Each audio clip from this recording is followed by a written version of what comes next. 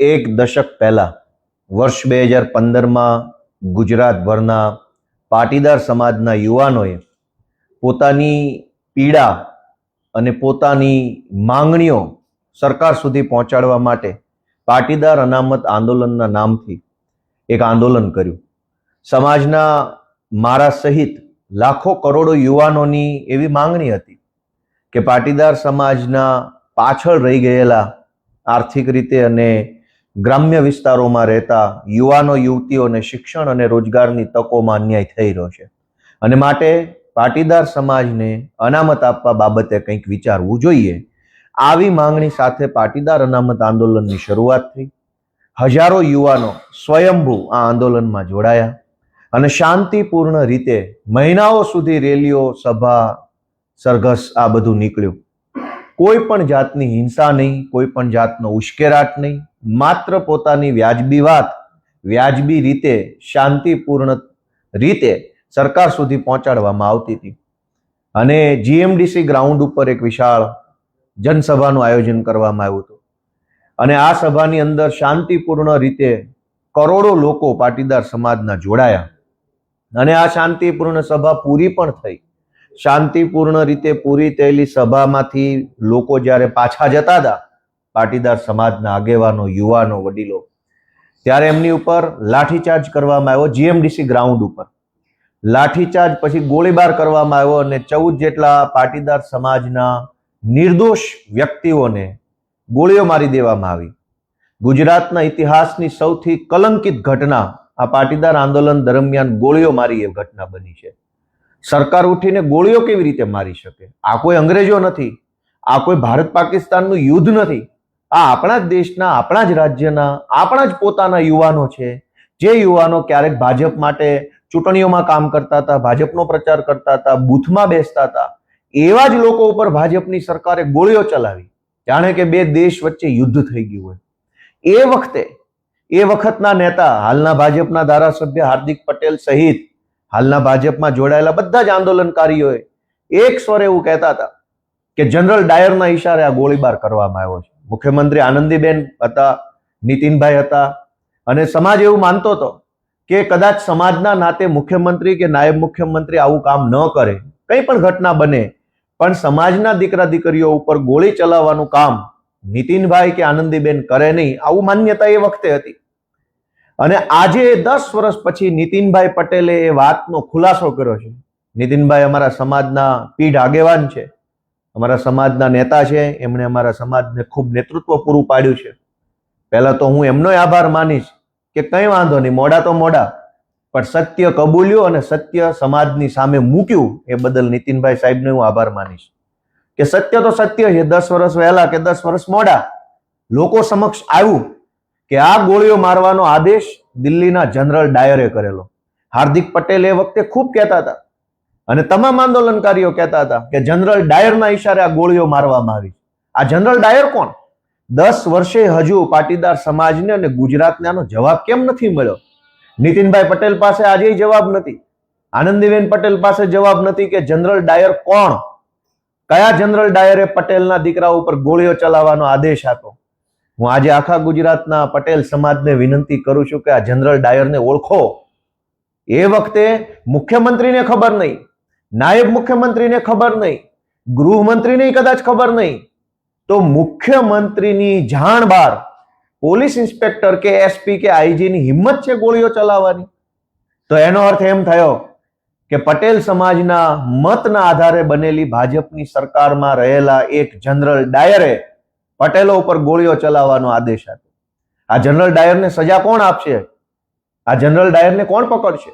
આ સવાલ આજે પટેલોના મનમાં છે, એક પીડા છે. મારા જેવા અનેક યુવાનો આજે જે ભાજપ સામે લડે છે, એના મનમાં એક ઊંડી આઘાતની લાગણી છે. અમને હજુ દુઃખ થાય છે કે ક્યારે ન્યાય મળશે, ક્યારે જનરલ ડાયરને અમે તે સજા કરાવીશું. આજે અનેક યુવાનો એ પોતે એક મનની અંદર એક આક્રોશ લઈને ફરે છે. અને જો સમાજની માંગણી વ્યાજબી હતી, સમાજનો મુદ્દો વ્યાજબી હતો, તો સરકારે એ વાત માનવી તો પડી જ. પણ પાટીદાર અનામત આંદોલનનો હાથો બનાવી, ઉપયોગ કરી એની અંદર ષડયંત્રો કરી કોઈ જનરલ ડાયરે એ વખતની સરકાર ઉથલાવવાનું કામ કર્યું હોય એવું મારું માનવું છે. એટલે જનરલ ડાયરે નિર્દોષ યુવાનોને ગોળીઓ મરાવી, જનરલ ડાયરે પાટીદાર અનામત આંદોલનનો દુરુપયોગ કર્યો અને આ જનરલ ડાયરે આખા ગુજરાતને ડિસ્ટેબિલાઇઝ કરવા માટેનું કામ કર્યું છે. એ ગુજરાતની જનતા હવે જાણી ચૂકી છે. નીતિનભાઈએ કાલે કબૂલ્યું પોતાના ઇન્ટરવ્યુમાં જાહેરમાં કે નીતિનભાઈએ એસપીને ફોન કર્યો તો એસપી એમની વાત માનતા નહોતા. એસપીની આવી ઓકાત, એસપીની આ હિંમત કે સરકારના નાયબ મુખ્યમંત્રીને પણ ગાંઠે નહીં. એનો અર્થ એમ થયો કે આ સરકાર એ વખતે પણ અને ત્યારથી લઈને આજ સુધી ખાલી કહેવા પૂરતા નામના મોહરાઓ જ છે. જો નાયબ મુખ્યમંત્રી મુખ્યમંત્રીઓને ખબર ના હોય ને ગોળીઓ છૂટતી હોય, જાણે કે યુદ્ધ થઈ ગયું હોય એમ તોપું ને ટેન્કુ ફૂટતી હોય, તો મુખ્યમંત્રી નાયબ મુખ્યમંત્રી શું કામના? અને હું માનું છું કે 2015માં જ નહીં, આજે ગુજરાતની પરિસ્થિતિ એ છે કે સરકારમાં બેઠેલા માણસો તો ખાલી નામના છે, અસલી સરકાર તો જનરલ ડાયર ચલાવે. આ જનરલ ડાયર આજે પણ ગુજરાતની સરકારમાં હસ્તક્ષેપ કરે છે. ગુજરાતના ટ્રાન્સફર, પોસ્ટિંગ, મોટા મોટા નિર્ણયો, પ્રોજેક્ટની વાતો, બધી બાબતોની અંદર જનરલ ડાયર ઇન્ટરફિયર કરે છે. એટલે આ જનરલ ડાયરને ગુજરાતની સૌ જનતા ઓળખે, પાટીદાર સમાજ ઓળખે અને પાટીદાર અનામત આંદોલન સમિતિ સાથે જોડાયેલા સૌ યુવાનો આ જનરલ ડાયરને ઓળખે એવી હું તો વિનંતી કરું છું. આજે પણ અમારા બધાના મનમાંથી જે યુવાનો પાટીદાર અનામત આંદોલન સાથે જોડાયા હતા એ યુવાનોના મનમાંથી આજે પણ એ વાતનું દુઃખ ઓછું નથી થયું. હું તો ત્યાં સુધી માનું છું કે ભાજપમાં જોડાયેલા લોકોના મનમાં પણ કદાચ જનરલ ડાયરને એક વખત સજા કરાવવાનો સહેજ અંદર મનમાં ખ્યાલ હોઈ શકે. અંતે તો બધા સમાજના માણસો છે, સમાજ માટે લડ્યા છે, કામ કર્યું છે. કોઈ મજબૂરીમાં, કોઈ સંજોગોમાં જનરલ ડાયરના ચરણે થવું પડ્યું, પણ આ જનરલ ડાયર ખૂની, હિંસક માણસ, ગોળીઓ કરાવનારા માણસને સજા અપાવવા માટે અમે બધા હજુ બેઠા છીએ. અમને પૂરો વિશ્વાસ છે કે ઈશ્વર અમને શક્તિ આપશે, અમારો સમાજ અમને એક વખત સાથ આપશે અને જેણે ગોળીઓ મારી છે એ જનરલ ડાયરને જીવતે જીવ એક વખત અમે સજા અપાવવાનું કામ કરશું. જનરલ ડાયરને આખું ગુજરાત ઓળખે છે. હાર્દિક પટેલે પોતે જ પોતાના શબ્દોથી કીધેલું છે ભાજપના ધારાસભ્ય જનરલ ડાયર કોણ છે. હાર્દિક પટેલ જ્યારે ભાજપમાં નહોતા ત્યારે એને સ્પષ્ટ નામ જોગ કીધું છે કે જનરલ ડાયર કોણ છે. એ પોતે ઓળખે છે. આજે એ જનરલ ડાયરની સાથે છે એ વાત અલગ છે, પણ જનરલ ડાયર જેને ગોળીઓ મરાવી છે એને આખું ગુજરાત ઓળખે છે. અમે એને હાર્દિક ક્યાં અલગ હતા આંદોલનમાં? વાત તો ત્યારની છે. જનરલ ડાયર આજે છે અહીંયા ગુજરાતમાં જ છે. સારા માણસોના નામ લેવાના હોય, જનરલ ડાયરોના નામ ના લેવાના હોય. જે દિવસે અમારી સરકાર બની ત્યારે ખુલ્લેઆમ સજા કરશો ત્યારે તમે જોશો કે આ જનરલ ડાયર હતો. કોઈ સત્તામાં એવડી મોટી તાકાત નથી કે લોકોને અન્યાય કરી શકે. ક્ષણિક ઘડીક થોડોક સમય માટે આજ એનો સમય છે, એને ગોળીઓ મારી. કાલ અમારી સરકાર આવશે, જનરલ ડાયરને બતાવશું કે સત્તામાં તાકાત નથી, તાકાત જનતામાં છે. જનતા અમને આશીર્વાદ આપશે, અમારો સમાજ, અમારો પટેલ સમાજ અમને આશીર્વાદ આપે, તે દિવસે જનરલ ડાયરને અમે સીધો કરશું. માઇન્ડલી તમે ઓબ્ઝર્વ કરો તો એ પાટીદાર સમાજને એક રીતે ઉશ્કેરવાનો પ્રયત્ન 10 વર્ષ પછી ફરી એક વખત કરવામાં આવી રહ્યો હોય એવું માઇન્ડલી ઓબ્ઝર્વેશન લાગે છે. એના પછી તમારું આ પ્રકારનું નિવેદન છે, એટલે તમે અને નીતિનભાઈ બંને એક સાથે ઉશ્કેરવાનો પ્રયત્ન કરો છો સમાજને કે શું? સમાજ ભણેલ ગણેલ છે, સમાજ બુદ્ધિશાળી છે, સમાજ ચિંતન મનન કરતો સમાજ છે. એટલે કઈ હું કહું ને ઉશ્કેરાઈ જાય એવો સમાજ નથી. ગુજરાતનું નેતૃત્વ કરનારો પીઠ મોભી સમાજ અમારો સમાજ છે. હું કઈ બે શબ્દો બોલું ને આખો સમાજ ઉશ્કેરાઈ જાય એનો અર્થ એ છે કે સમાજની વિચારવાની ક્ષમતા ઉપર પ્રશ્ન ઉભો કરો છો. સમાજ ખૂબ સંયમી છે.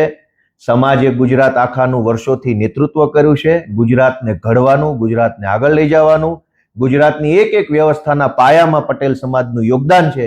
આવો પીઠ મોભી અને સંયમી સમાજ મારા 4 શબ્દોથી કે નીતિનભાઈના 4 શબ્દોથી ઉશ્કેરાઈ જાય એવું કઈ બને નહીં.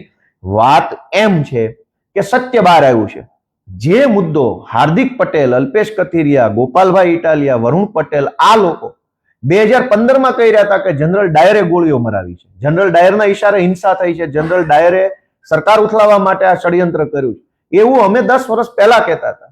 જે વાત 10 વર્ષ પહેલા અમે કીધી એ વાત 10 વર્ષ પછી ઈ વખતના નાયબ મુખ્યમંત્રી નીતિનભાઈએ કીધી છે. તો હું એમ માનું છું કે આ સત્ય બહાર લાવવાની બાબત બની છે અને સમાજની નજર સામે હવે બધી ઘટના આવી ચૂકી છે. શું આજે પણ હાર્દિક પટેલ અને ગોપાલ ઇટાલિયા એ જ છે? સમાજના નાતે તો એક જ રહેવાના છે. કોઈ પણ માણસ હોય, જ્ઞાતિથી મોટો કોણ છે? સમાજથી મોટું તો કોઈ બનવાનું નથી. ધારાસભ્ય બની જાય કે મંત્રી બને, શું ફરક પડે? સમાજના નામે દરેક માણસ સમાજ સાથે રહેતો હોય છે. હું અમારા સમાજ સાથે છું, ગુજરાતના લોકો સાથે છું, અને જ્યાં કઈ સમાજનો વિષય હશે ત્યાં અમે બોલશું. અમે કોઈ જનરલ ડાયરથી કઈ ડરી જવા વાળા માણસો નથી. અમે તો લડનારા માણસો છીએ. ઓકે.